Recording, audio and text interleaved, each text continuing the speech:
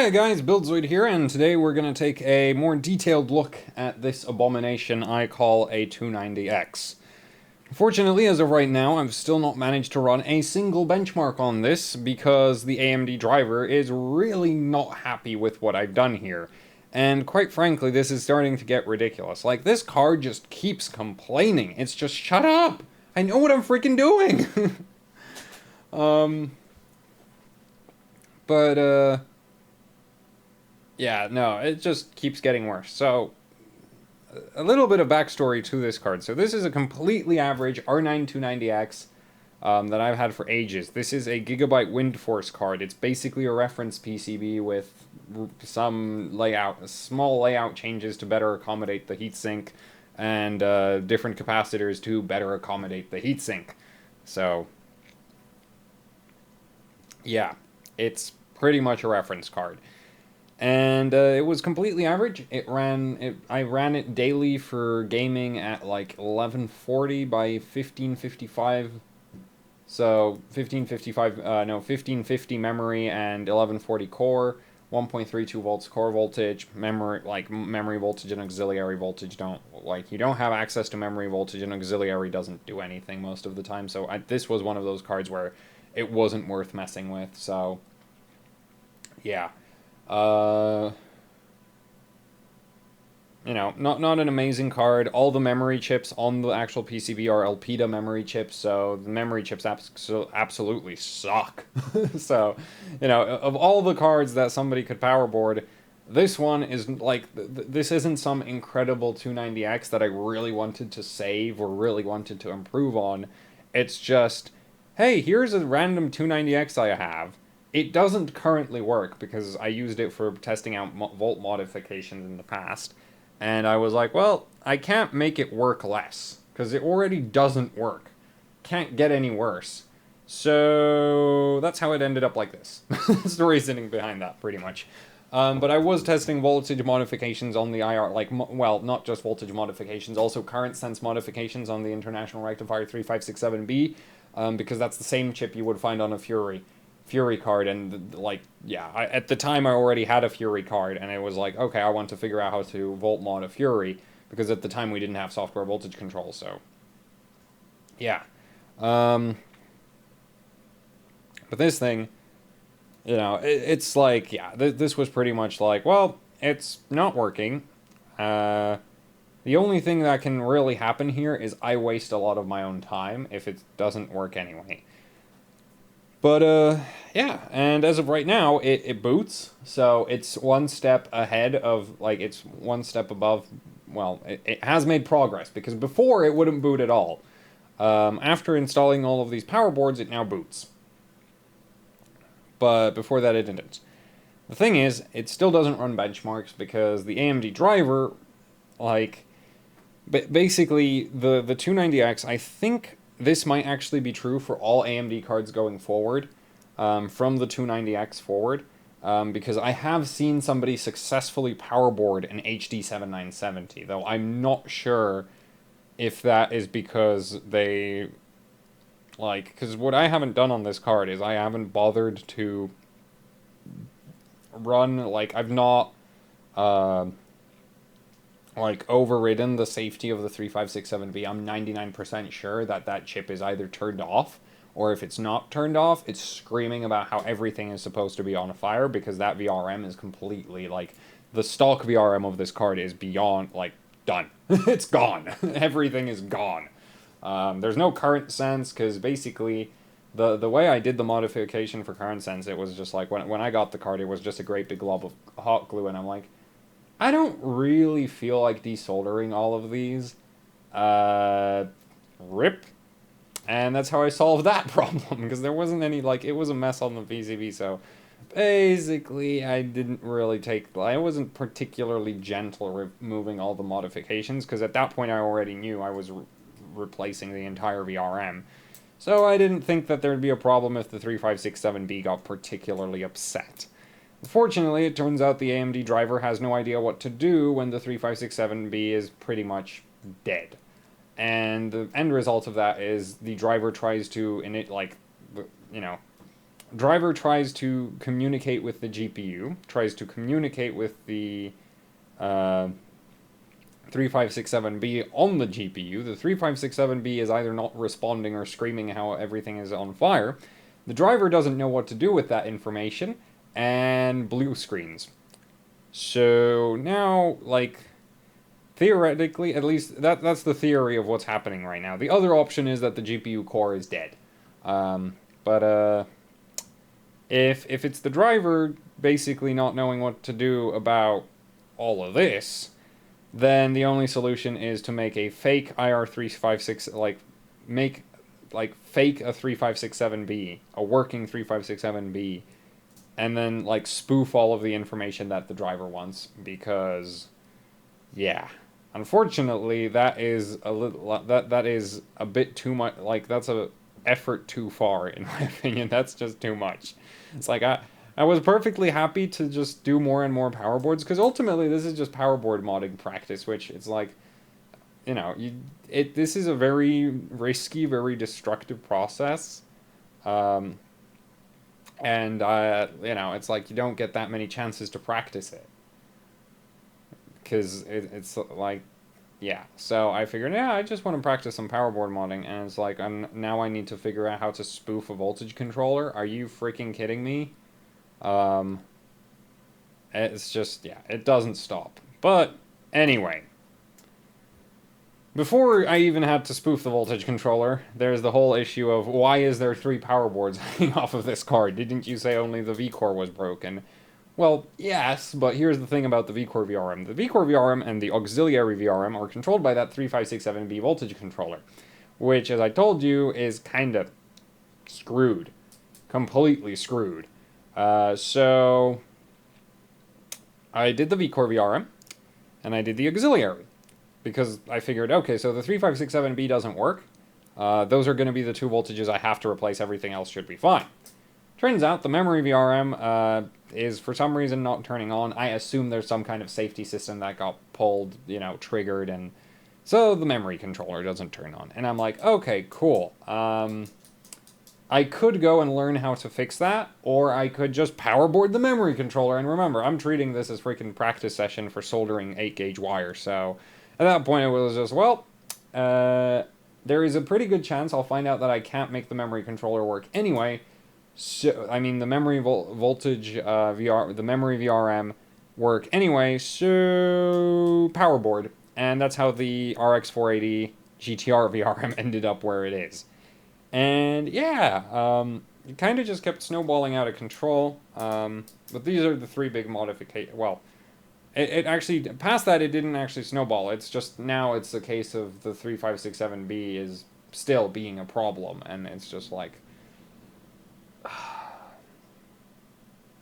I completely understand that, like, if you're writing a GPU driver and there's like a chip on the GPU that you expect to be working, you don't write in code, like, there's not going to be anything in the driver to deal with a situation where said chip is just totally screwed. But it's just so annoying when that happens, because it's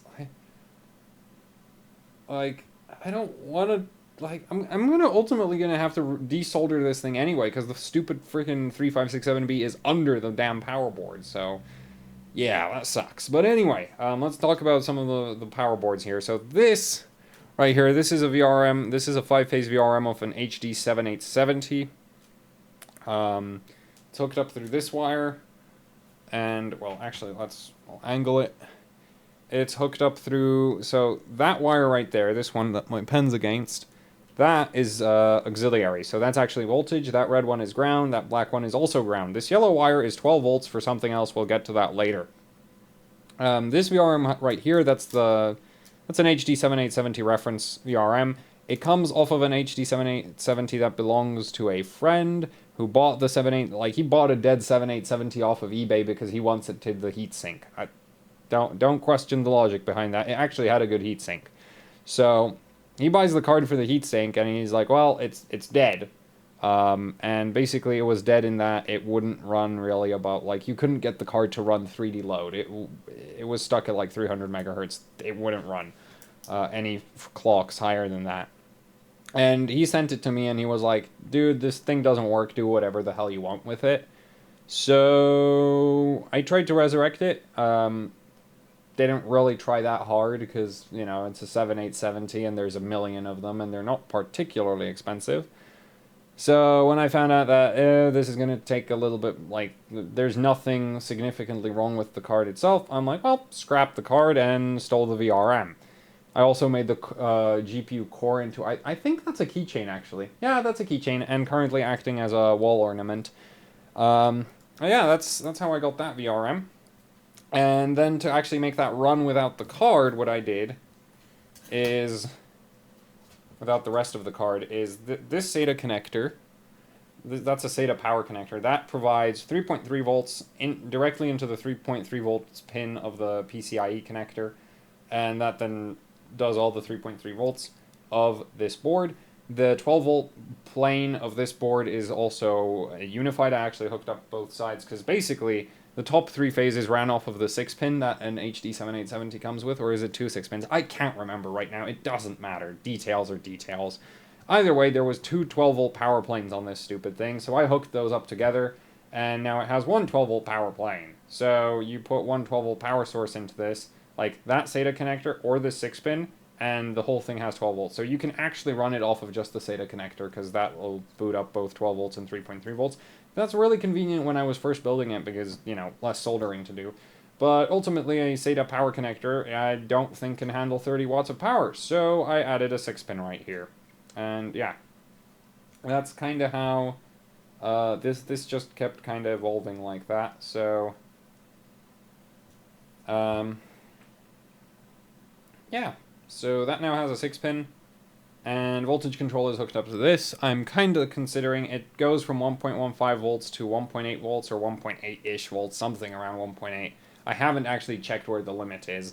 I turned it all the way to 1.8 volts, checked the resistance. I was like, okay, I'll need a resistor roughly around this size, and then I soldered that one in, and it's probably a little bit under 1.8 volts now. But yeah, so this goes up to 1.8 volts. It's a pretty decent power board. I mean, it technically can only sustain up to, like, these are 40 amp power stages on there from Fairchild, so it's not really that powerful, but it's massive overkill for any memory, or actually, this would actually be an upgrade for a lot of AM3 Plus motherboards, so it's kind of funny. Now, this right here is the VRM off of the XFX RX 480 GTR that I had.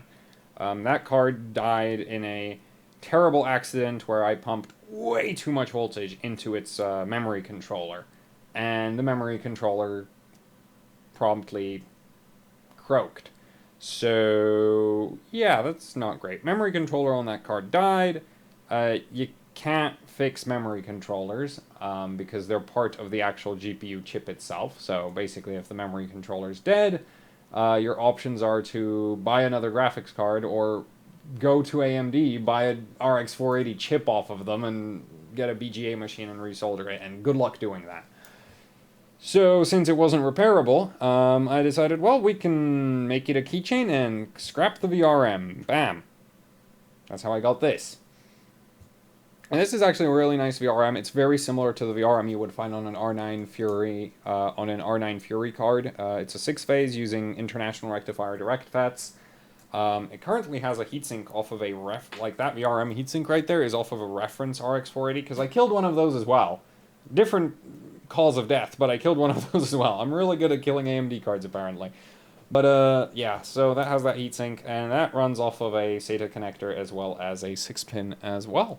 And again, it has the same style voltage control, except this voltage control goes all the way up to 2.15 volts, because I really want to kill something with this. And I also added some extra capacitors on the front, and yeah, it is hooked up to the board with this set of 3 18-gauge cables. Those are ground, and then we have that line for memory voltage, so that's actually the voltage supply for memory, and then that's another ground. So that's how that's wired up. I had an issue with, like, the solder disconnecting on that, and actually I think this just disconnected. I'll have to resolder that anyway. Oh, well, it just keeps falling apart. The big connections are fine. It's just this little dinky one. I actually think that might have ripped out the PCB layer over there. Oh, whatever. It can't get any worse than this. And ultimately, this grounding line was an afterthought. This one is sort of the bulk of the power anyway. But yeah, so that's the GTR board and a bit of history to that. I rather like that VRM. I'm kind of sad that it's being used for memory power on this monstrosity, because I had other, like, I'd love to use it for something else, but whatever. I'll probably, like, this will probably never end up working, and I'll desolder that one day. This is definitely coming off. This is way too nice to keep using on the 290X, unless Galax gets more stock of these in their store, because these sold out. So now I'm stuck with only one of these, and I was like, I really like this thing. I think I'm going to buy like 3 of them. Goes to check the Galax store. There aren't any left. Damn. So, yeah, no, but this is the 16-phase Hall of Fame power board from Galax. It is hooked up with 1, 2, 3, 4, 5, 6, 7 ground line. Well, that's the main ground. There's actually some more grounds on the back of the card. And actually underneath, between the GPU PCB and the, like, it's sandwiched in between there. There's one more ground line between these two. That's an 8 gauge. For VCore, I have 1, 2, 3, 4, and there's a 5th one under the black ground line here. So, yeah, that's not the, like, it's, most guys will recommend, like, most overclockers, well, most guys who do this modification will recommend that you do copper plate. This is, like, it's practice, you know. It's like, I don't, even if I did this properly, I doubt this card would break world records. So doing it wrong is just kind of like, whatever. If this works halfway decently, it's like, great, I can just do this method everywhere, and I can save myself some time, because this is infinitely more convenient, in my opinion, to work with than copper plate. But if this doesn't work, then it's like, well, I guess I just gotta get you know, up to date and use copper plate as well. And actually, this right here is also some extra VCore power lines over there. So yeah, let's flip this over and take a look at the back. The back, as you can see, we have quite a lot of capacitors everywhere, as well as this yellow line. And I'll explain this first, and then we'll take a look at the capacitors. So this yellow line connects 12 volts from the PCIe slot, which actually goes, like, the PCIe slot originally powered the auxiliary VRM, so now the 12 volts from that go to this line here. That goes to the 8-pin and the 6-pin. And then I've also shorted out the identification pins on the 8-pin and the 6-pin, because this already needs far too many connectors to also use the 6-pin and 8-pin, because this needs 3 8-pins, that needs a 6-pin, that needs a 6-pin, that needs a SATA power, that needs a SATA power. In total, this thing uses like 5 6-pins worth, like 5 8-pins worth of connections, effectively. So this is a freaking nightmare to wire. And then before I did this whole yellow wire and the shorted identification pins, I also needed to plug in a 6-pin and an 8-pin to get the stupid thing just to boot, even though I'm 99% sure there's not a single thing still on this card powered by these 12-volt connectors. So I don't know why it still needs them, but, you know, whatever safety thing is checking those is really not pleased with them not being plugged in, so I've overridden it and added that 12-volt line, because if there is anything that's actually powered by those, well, now that's not going to complain either at this point. So, yeah, let's solve that. Then the capacitors are basically just extra bypass capacitors, because there might be a chance that, like, the wire connections are too high inductance, and basically the current would lag behind the demands of the GPU core, so there's extra capacitors on the back of the card to compensate for that. Then there's, so basically the little ones are for memory, the big ones are for the GPU core. This one, okay, no, that one's not coming off. I did have a smaller one fall off when I grabbed the card wrong, and yeah, that's the biggest problem with these capacitor mods, is just like you grab the card wrong and you just rip them right out. Because they're not, like, they're through-hole capacitors, and there's no, you know, there's no proper mounts for them. But yeah, those are all hooked up. They've not exploded. Then this resistor right here, that's a VCore sense line, so that's for measuring VCore with a digital multimeter. That's hooked up right behind the core, so basically if there's any significant amount of voltage drop through the wiring that I've done to the GPU core, it'll be really obvious, like this will measure it really accurately. Then for memory, using the same logic, I've kind of put my sense line for memory all the way, like basically as far away from the memory power supply, because this does memory power. I put it as far away from that as possible because if there's any kind of voltage drop, like if there's going to be a big voltage difference, it's going to be from this place to, well, basically from here to there. It's not going to be from here because that's literally, like, the memory chips right here should have the highest voltage of all the memory chips on the board because they're the closest to where the actual VR, like, where this is hooked up. So, yeah, that's why I have the sense line over there, so I see the lowest memory voltage possible. Well, lowest memory voltage, at least in theory. And yeah, and then because the capacitors, as I've just, as I just said, they're not exactly sturdy with the way they are attached. I've added all of these screws just sticking out of the card, so that when I flip the board over and lay it down on the desk like this, it's not sitting on the capacitors, but on the screws. Because when it was when I didn't have that on there, I did have a few capacitors fall off because just the weight of the card broke them off. So yeah, because this thing is now really heavy. I mean, there's a significant amount of copper right here. Then this has a massive heatsink. This on its own isn't particularly light. This has a heatsink. That's pretty heavy. And the whole thing probably weighs over a kilogram at this point, and there's no heatsink on it. So yeah, it is one heavy, heavy card. And it currently doesn't run benchmark because the driver is freaking annoying. It just doesn't stop, does it? It's like, vCore doesn't work. Okay, we solved that. Auxiliary doesn't work. Okay, solved that. Memory doesn't work. Solved that as well. Okay, can I finally catch a break? No. Now the stupid driver is complaining about the fact that I rewired everything, and it's just so annoying. Oh well. And it's like, yeah. This is just great. And ultimately, I'm not sad if I don't get any, like, great scores, like, great benchmark scores out of this thing, because I didn't really expect this thing to do anything great anyway. As I said earlier, this thing is, an average R9 290X at best. So I had really, like, no expectations for this to get, like, some ridiculous high scores or something like that. But I was hoping that I could at least, like, because I'm kind of new to the whole powerboarding, the powerboard modifications. I know I just, like, slap 3 powerboards on the R9 290X and saying that, I'm kind of new to this whole modification. Sounds kind of ridiculous, but here's the thing. There's a difference between knowing the theory behind the modification, because the theory is GPU needs voltage, this produces voltage, GPU needs lots of current, this handles lots of current. That's pretty much the theory, right?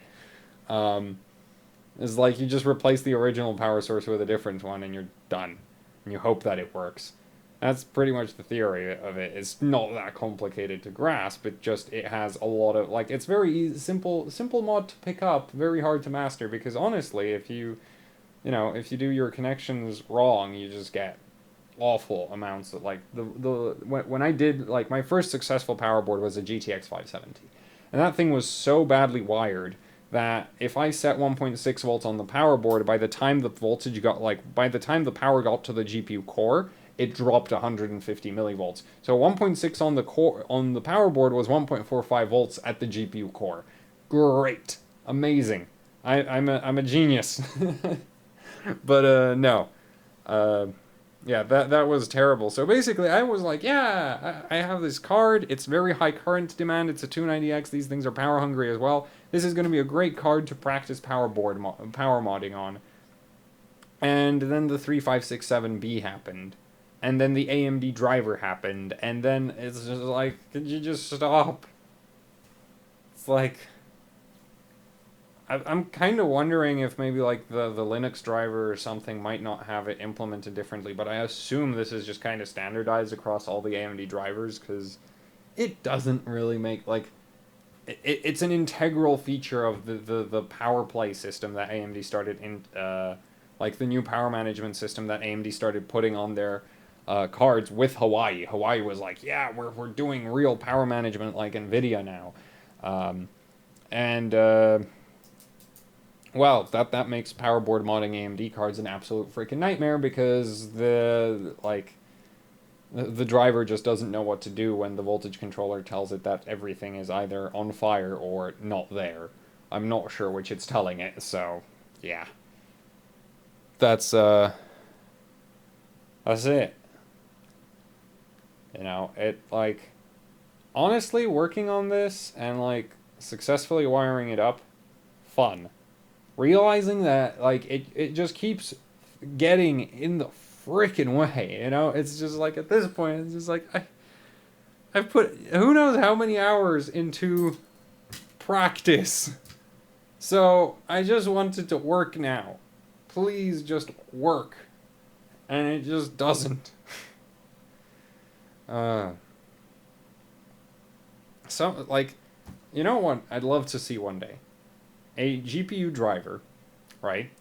Which just doesn't do any like well no actually it would never work because on cards where you don't have all these crazy modifications it's like you still need access to the voltage controller to do voltage control, but it's just I don't know, it'd be nice if the driver had been more robust. On the other hand, I completely understand why, you know, it's like it's not a thing. It's just like, well,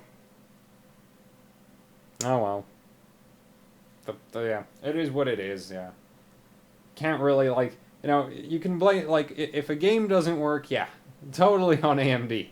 When this doesn't work, it's like, well, I mean, AMD could fix it, right? They definitely could fix it, but that would literally just be wasting time because I'm like 99% sure I'm one of 3 people who tried to do this, or one of 4. There's not that many like. There's really not that many people that attempted to powerboard R9290Xs just because like you end up having 3 power boards and then the driver doesn't work on you anyway, so yeah, that's a thing. um, but I guess it was a kind of fun project. The only issue is this looks like at this point this kind of looks awesome and I kind of don't want to take it apart, but it's like I want this VRM. This is a nice VRM. I want to keep that for other projects. This is just an awesome VRM that I definitely want to use on other projects. Now, if Galax actually had more of these in stock, then, you know, that'd be non-issue. This thing I don't care about. This is just like, it's not even a card I like, so it's just like, whatever, this can stay. But the other two, these two I want back, assuming this doesn't work, so... Yeah, you're going to be a wall ornament, or a keychain, or one of the two, because I don't think there's any way I'm repairing the VRM at this point. This thing will never run on its own power again, I can pretty much guarantee that. So... yeah. Well, that's it for this video. Like, share, subscribe, leave a comment down below. You may have noticed I have experimented with configuring a compressor for the audio. So I'd like to get some feedback on that, because, like, I suck at this whole video thing. I mean, I could edit, but then we wouldn't have any videos. People don't understand the reasoning behind that, but it's just like, I would not be able to... If I watch this video, I guarantee I'll find at least 3 things wrong with it, and then I'll reshoot it. So that's why I don't edit. Anyway, before this hits 30 minutes, thanks for watching. Like, share, subscribe, leave a comment down below. Feedback, blah, blah, blah. I have a Patreon, PayPal, and shirts. You can find them down in the description below in a link. They're all under one link. And yeah, you can support everything I do here through those. And that's it for this video. See you next time.